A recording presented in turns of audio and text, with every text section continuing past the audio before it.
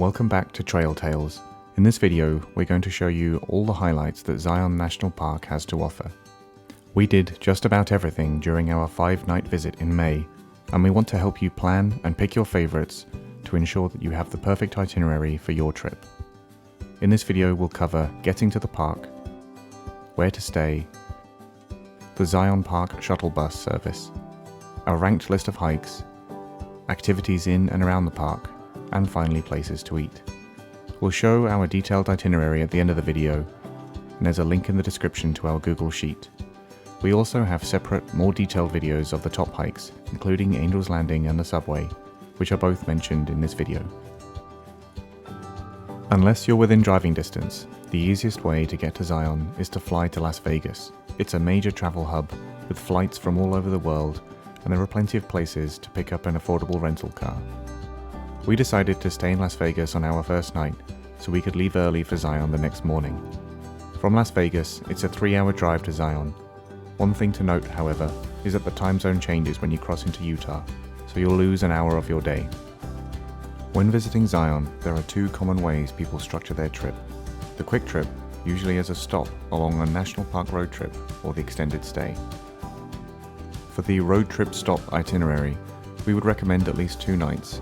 That gives you 1 full day to explore the park's many hikes and viewpoints, and another to drive and explore the sights of Zion Park Boulevard. We did the alternative extended stay itinerary, which gave us 5 nights to enjoy the park. This allowed us to have 2 days to do the permit hikes, the subway and Angel's Landing, and a day to explore the rest of the hikes and viewpoints in the park. We had 1 day to enjoy Zion Park Boulevard and a final day to explore Snow Canyon National Park. We never felt rushed, we got to relax and enjoy the extended stay experience. When visiting Zion, you have the option to stay in Springdale or further out in towns like Rockville, Hurricane, Leeds and St. George. Staying in Springdale is definitely our recommendation, but it is significantly more expensive, at least $100 a night more at all times of the year. We would recommend at least 2 to 3 nights in Springdale. We stayed at the Zion Park Motel, which is one of the cheapest places to stay in Springdale, but it met all of our needs. Although the aesthetic was a little dated, don't let that scare you. The rooms were large and clean, and the beds were comfortable. The staff were very friendly and knowledgeable about the local area, helping us plan our time there, and even let us park our car at the motel for an extra day for free. Location-wise, the Zion Park Motel is walking distance to many of the best restaurants located at Bus Stop 5. We found on a bank holiday weekend, buses were typically too full to stop at Stop 5. It's only a 20-minute walk to the park entrance from this stop, so our recommendation would be to walk if you are able, because otherwise you could be waiting upwards of 30 to 40 minutes for the bus. Like us, you may plan to extend your stay beyond 2 to 3 days. We chose to stay in the town of St. George for cheaper accommodations. We stayed in the Clarion Suites Hotel and would recommend it. The breakfast is included and was pretty good.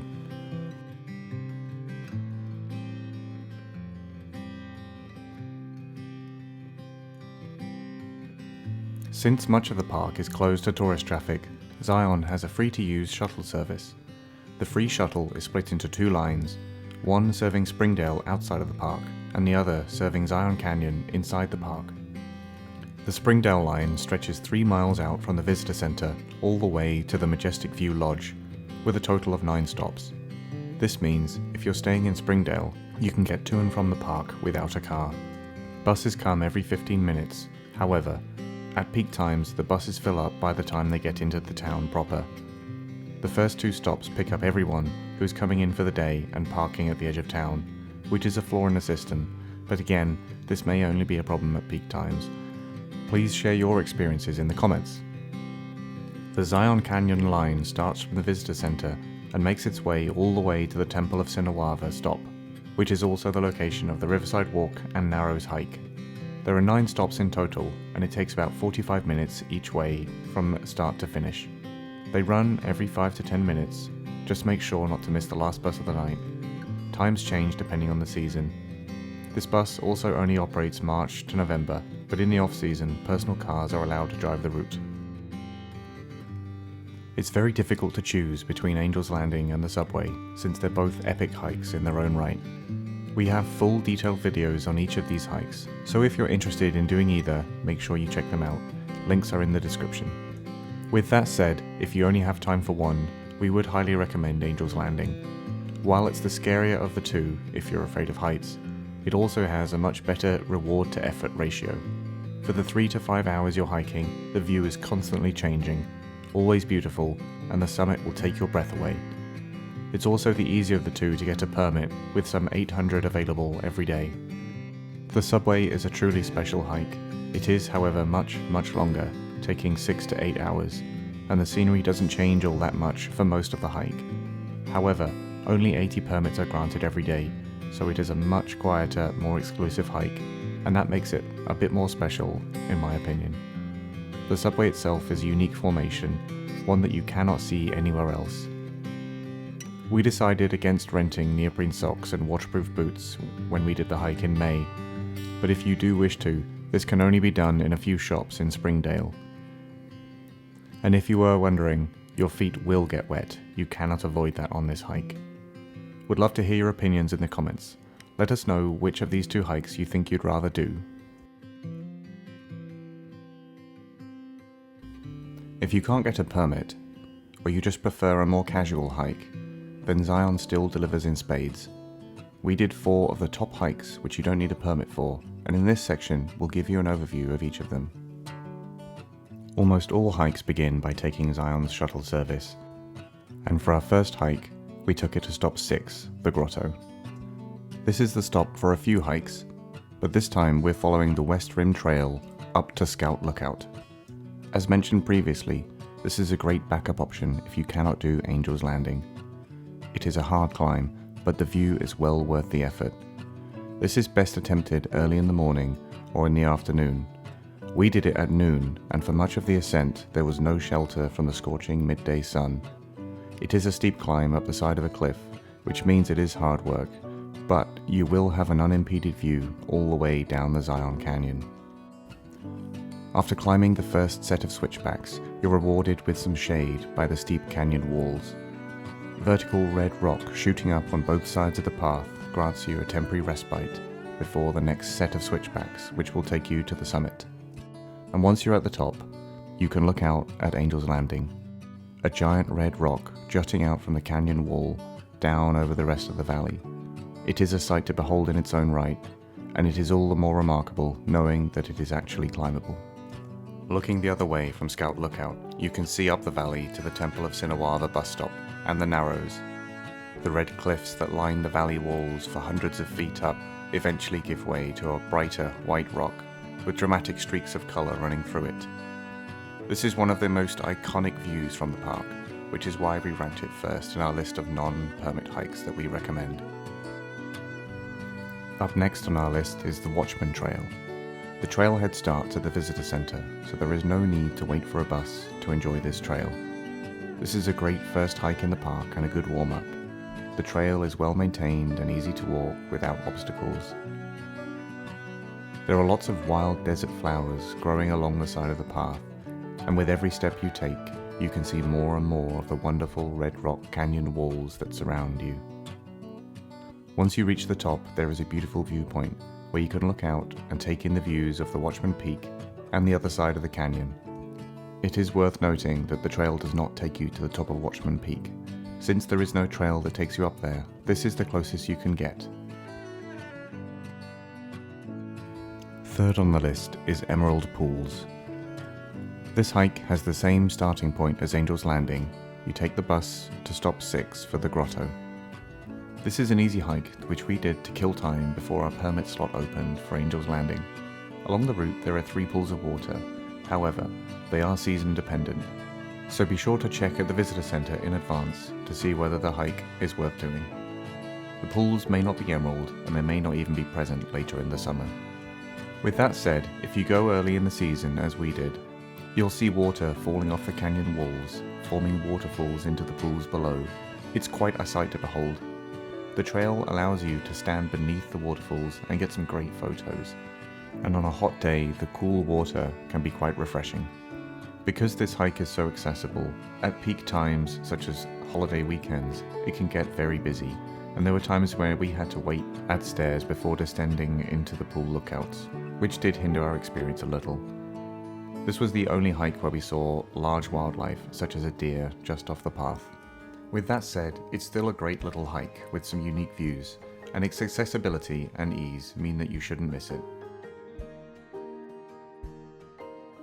And last but not least in our list is the Narrows Riverside Walk.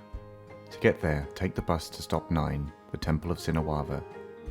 This is the most accessible hike in Zion and easily accommodates small children in strollers or less mobile visitors. The route is pretty flat and takes you to the start of the Narrows hike. The views on this hike are of the tall canyon walls on either side and the river that carved out the canyon. There are also some stunning rock arches, and water seeping from the porous rock deposits minerals, which leaves these stripes to make it look like it's been painted. Plentiful shade is provided from countless trees. There are also tons of squirrels looking for a snack, some even posing for photos. Later in the summer, the Narrows are opened and you can wade upstream between the canyon walls, but this is only possible when the risk of flash floods is low, so we missed out on that when we visited in May.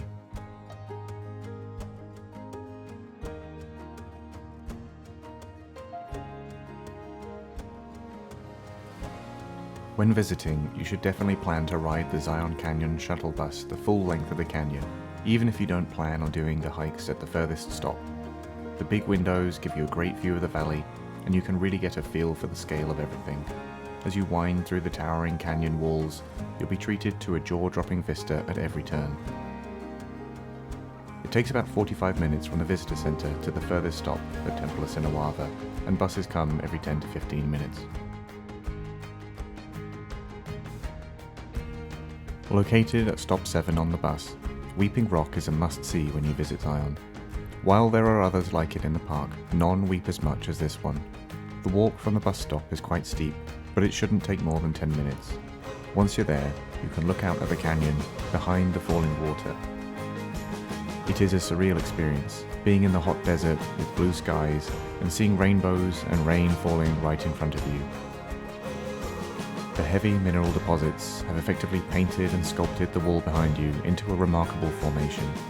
The zebra stripes and overhang are completely natural and really stand out among the deep red rocks surrounding them. Worth noting, the amount of water falling will decline throughout the summer as the high altitude ice melts and the rains get less and less common, so the best time to see it is earlier in the year. Driving along Zion Park Boulevard is another easy yet rewarding way to explore the park. The road will take you up a number of switchbacks, climbing up the side of the valley, where you'll want to stop and take in the incredible view. Giant natural rock arches and overhangs await you. Next, you'll pass through Mount Carmel Tunnel, and when you pop out the other side, you'll find yourself in a much tighter canyon following Pine Creek. This drive will familiarize you with the bright red rocks and stunning sandstone formations for which the park is so famous. You have the option to take on the Canyon Overlook Trail too. The parking lot for this is just after the end of the tunnel. This out and back hike takes under an hour and is under 2 kilometers long and has just 57 meters of elevation gain. It's an easy hike with a big payoff. You're rewarded with a view down the canyon overlooking the road you just drove up. Further down Zion Park Boulevard, there are many more things to see. Checkerboard Mesa is an incredible natural formation, and there is plenty of parking along the way next to the main sights to see. Getting out of the car and walking amongst the colourful rocks up close and personal really grounds you in the park. It is worth noting that at peak times the park entrance may be closed to road traffic to limit the number of cars in the tunnel. If you're staying in St. George or feel that you've seen all you want to in Zion, a visit to Snow Canyon State Park will make you feel like you found an undiscovered gem. This charming little park has more of the bright red rock you've become acquainted with from Zion in very different shapes.